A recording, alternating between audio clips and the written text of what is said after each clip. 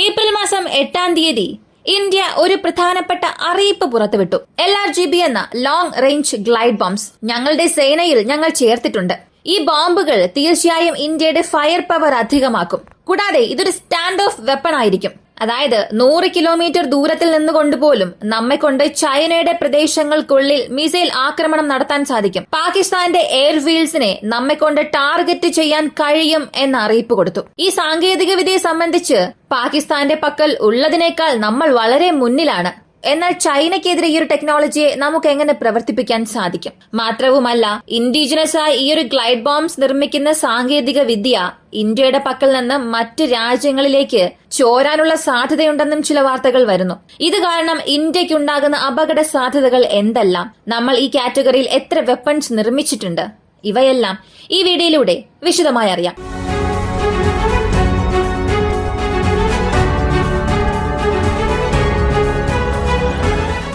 ഈ ബോംബുകളെ കുറിച്ച് അറിയുന്നതിന് മുൻപ് ഇവയെക്കുറിച്ചുള്ള ഒരു ബേസിക് എക്സ്പ്ലനേഷൻ അറിയാം. കാരണം ഒരുപാട് പേർക്ക് ഈ ഗ്ലൈഡ് ബോംബ്സ്, ഗ്ലൈഡിംഗ് കിറ്റ് ഇവ തമ്മിലുള്ള വ്യത്യാസം തന്നെ അല്പം കുഴപ്പം നിറഞ്ഞതാണ്. മറ്റൊന്നുമല്ല, 2ാം ലോക മഹായുദ്ധ സമയത്ത് കൂടുതലായും അയച്ച ബോംബുകൾ മിസൈൽസ് അല്ല. മിസൈൽ വേറെ, ബോംബുകൾ വേറെയാണ്. മിസൈൽസിനെ സംബന്ധിച്ച് താഴെ അതിന് പ്രത്യേകമായി ഒരു മോട്ടർ ഉണ്ടായിരിക്കും. ഫ്യൂവൽ അതിനുള്ളിൽ ഉണ്ടാകണം.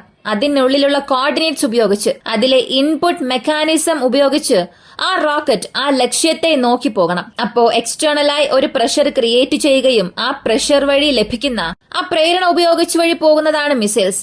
എന്നാൽ അടുത്ത് ഈ ബോംബ്സ്, ഇത് ചെസ്റ്റ് ബോംബ്സ് ആണ്. പൂർണ്ണമായും മറ്റൊരു മെക്കാനിസമാണ്. ആരംഭത്തിൽ ഇത് എവിടെ വെച്ചാലും അവിടെ നിന്ന് പൊട്ടിത്തെറിക്കുന്ന രീതിയിൽ ഇത് സെറ്റ് ചെയ്യാൻ സാധിക്കും. മാത്രമല്ല, വിമാനങ്ങളിൽ നിന്നും ഡ്രോപ്പ് ചെയ്യുകയാണെങ്കിൽ നേരിട്ട് താഴേക്ക് ഒരു ഫ്രീ ഫാളിംഗ് ബോംബ് പോലെ ഏതൊരു എക്സ്റ്റേണൽ പ്രഷറും ഇല്ലാതെ വരും. ഒരു വസ്തു എറിയുകയാണെങ്കിൽ അത് നമ്മൾ നൽകുന്ന ഫോഴ്സ് കാരണം എത്ര ദൂരം പോയി വീഴുമോ അതിനെ മാത്രം അടിസ്ഥാനമാക്കി പൊട്ടിത്തെറിക്കുന്ന ഒരു സ്ഫോടക വസ്തുക്കൾ നിറഞ്ഞ ഒന്ന്. ഇതാണ് ബോംബ്. 2ാം ലോക മഹായുദ്ധത്തിനു ശേഷം ആദ്യമായി 1960കളിൽ ഗ്ലൈഡ് ബോംബ്സ് എന്ന് വിളിക്കപ്പെടുന്ന ഈ ഒരു സാങ്കേതിക വിദ്യ അമേരിക്ക കണ്ടുപിടിക്കാനായി ശ്രമിച്ചു. കാരണം 2ാം ലോക മഹായുദ്ധം അവസാനിച്ചതിനു ശേഷം പല രാജ്യങ്ങളുടെ പക്കലും ലക്ഷക്കണക്കിന് റിസർവ്സ് ഉണ്ടായിരുന്നു, ബോംബുകൾ ഉണ്ടായിരുന്നു.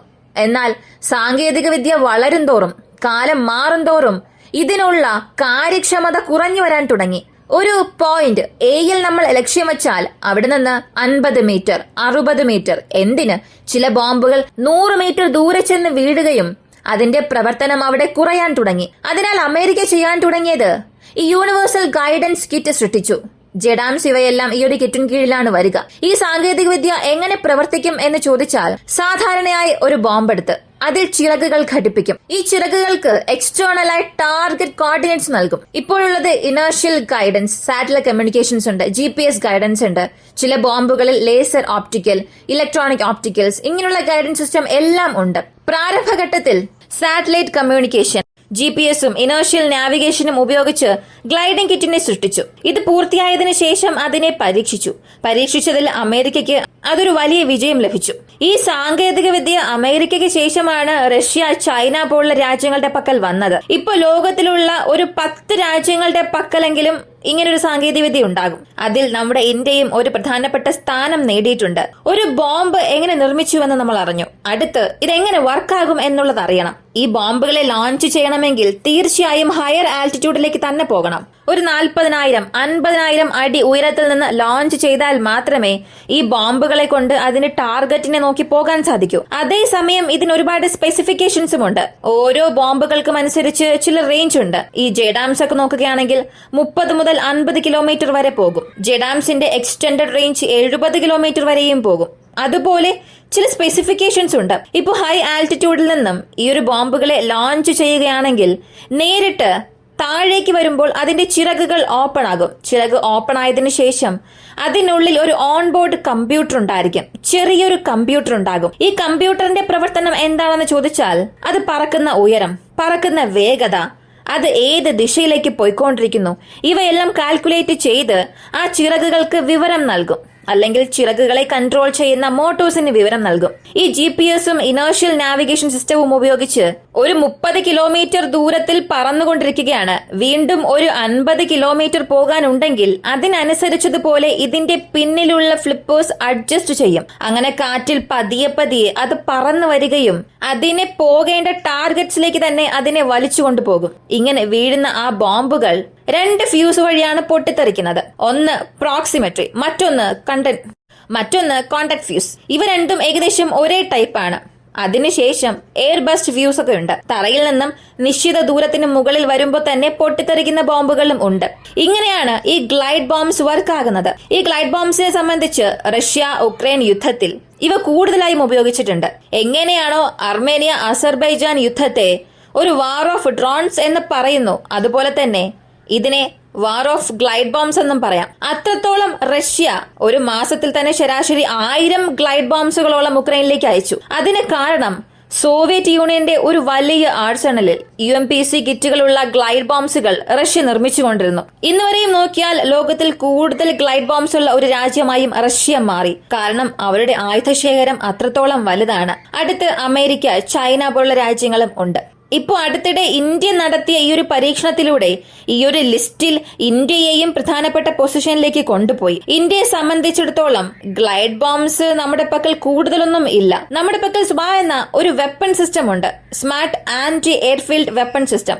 അതിന്റെ അപ്ഗ്രേഡഡ് അല്ലെങ്കിൽ അതിന്റെ അടുത്ത വേരിയന്റ് ആണ് ഇപ്പോൾ പരീക്ഷിച്ചത് എന്നും പറയാം. രണ്ടിന് ഒരുപാട് വ്യത്യാസമുണ്ടെങ്കിലും ഇത് മറ്റൊരു ഘട്ടമാണെന്ന് തന്നെ പറയാം. ഈ ഗ്ലൈഡ് ബോംബ്സിനെ സംബന്ധിച്ച് നമ്മുടെ പക്കൽ പ്രധാനപ്പെട്ട 3 വേരിയന്റ് ഉണ്ട്. 3 അല്ല, 2 ആദ്യം പറയാം. ഒന്ന് ഗൗരവ്, മറ്റൊന്ന് ഗൗതം. ഗൗരവിനെ സംബന്ധിച്ച് 1000 കിലോ ഭാരമുണ്ട്. റഷ്യയുടെ FAB സീരീസ് ഈ 500, 1000 ആ കാറ്റഗറിയിലുള്ള 1000 കിലോ ഭാരമുള്ള ഒരു ഗ്ലൈഡ് ബോംബാണിത്. അടുത്തത് ഗൗതമിനെ കുറിച്ച് പറഞ്ഞാൽ ഇതിന് അത്രത്തോളം ഭാരമില്ല.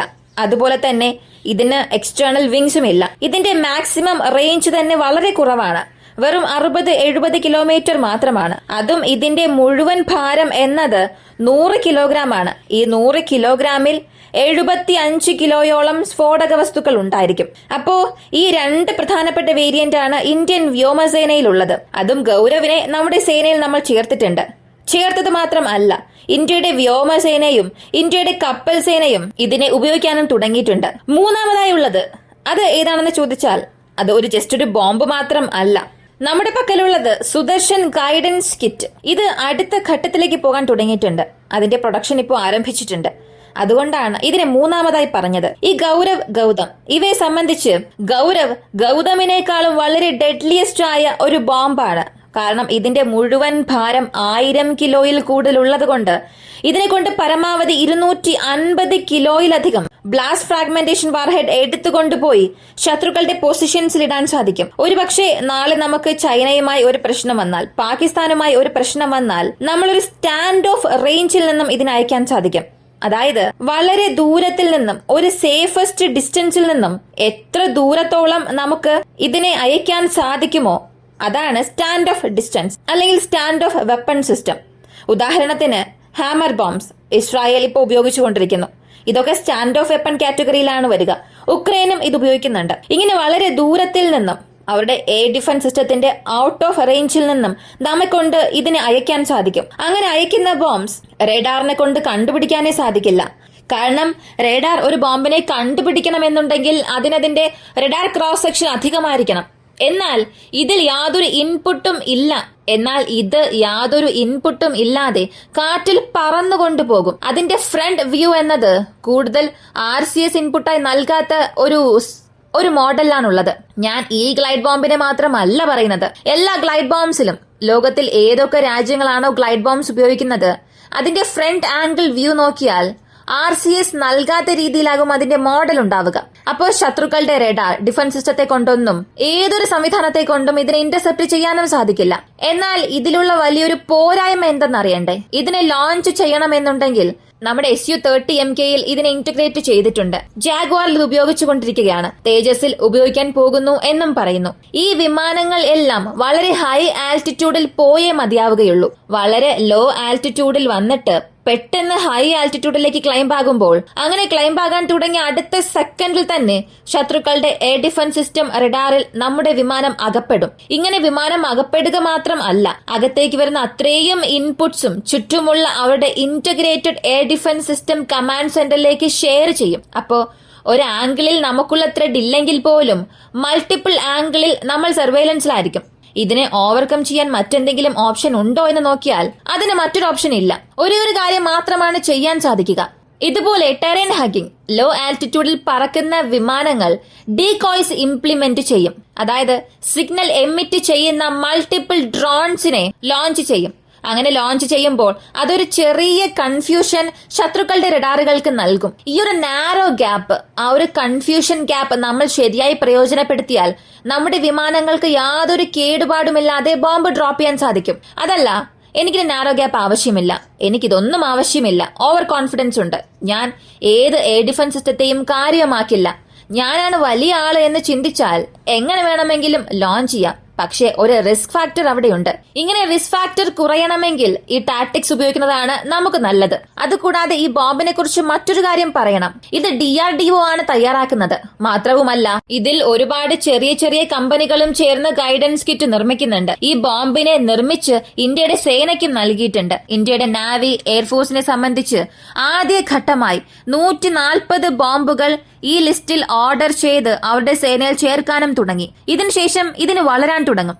ഇന്ത്യൻ ഡിഫൻസ് പ്രോഗ്രാമിൽ അല്ലെങ്കിൽ ഇന്ത്യയുടെ ഡിഫൻസ് മേഖലയിൽ നിരവധി ഒഴിവുകൾ ഉണ്ട്. അതായത് ഇൻഡിവിജ്വൽ പെർഫോമൻസിന് മാത്രം അല്ല. നിങ്ങളൊരു സ്റ്റാർട്ടപ്പ് തയ്യാറാക്കുകയാണ്, ഒരു ഡ്രോൺ കൾച്ചറൽ, ഒരു ഡ്രോൺ സംബന്ധിക്കുന്ന മേഖലയിൽ നിങ്ങൾക്ക് ഉയരങ്ങളിൽ എത്താൻ കഴിയുമെങ്കിൽ നിങ്ങൾക്കുള്ള ഓപ്പണിംഗ് ഒരുപാട് തന്നെയുണ്ട്. അങ്ങനെയാണെങ്കിൽ നിങ്ങളുടെ മക്കൾക്കും ഇതിനെക്കുറിച്ചൊക്കെ പഠിപ്പിച്ചു കൊടുക്കുക. ഇതൊക്കെ വളരെ ഇൻട്രസ്റ്റിംഗ് ആയ സയന്റിഫിക് ആയ കാര്യമാണ്.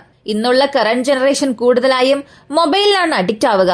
അങ്ങനെയുള്ളവർക്ക് ഈ ഒരു കാര്യം എത്തിക്കാൻ സാധിക്കുക. ഇതൊക്കെ ഒരു സ്ലോ പോയിസൺ പോലെ ആയിരിക്കും വർക്ക് ആവുക. ഈ സ്ലോ പോയിസൺ എന്നത് ഞാൻ തെറ്റായി അർത്ഥം വെച്ചതല്ല. ഈ ഡ്രോൺ ടെക്നോളജി, ഡിഫൻസ്, ഇവയെല്ലാം വളരെ പതിയെ നമ്മൾ അതിൽ അഡിക്റ്റ് ആകാൻ തുടങ്ങും. വളരെ താല്പര്യത്തോടുകൂടി പഠിക്കുകയാണെങ്കിൽ പഠിക്കും തോറും അതിനുള്ളിലേക്ക് ആഴത്തിൽ ഇറങ്ങിച്ചെല്ലേണ്ട താല്പര്യവും ഉണ്ടാകും. നിങ്ങൾക്ക് ഭാവിയിൽ അതൊരു വലിയ മുതൽക്കൂട്ടായി മാറും. നമ്മുടെ ഇന്ത്യൻ സുരക്ഷാ സംവിധാനത്തിന് വേണ്ടി നമ്മളൊരു കാര്യം ചെയ്തതുപോലെയും ആകും. നിങ്ങളും ഒരുപാട് കാര്യങ്ങൾ പഠിച്ചതുപോലെയും ആകും. ഈ ഒരു വീഡിയോ കുറിച്ചുള്ള നിങ്ങളുടെ അഭിപ്രായം കമന്റിൽ പറയുക. പ്രധാനമായും ഇങ്ങനെയുള്ള വീഡിയോസ് കാണാൻ താല്പര്യപ്പെടുന്നവരാണ് നിങ്ങളെങ്കിൽ ഇപ്പൊ തന്നെ നമ്മുടെ ചാനൽ സബ്സ്ക്രൈബ് ചെയ്യുക. മറ്റൊരു വീഡിയോയുമായി വീണ്ടും കാണാം.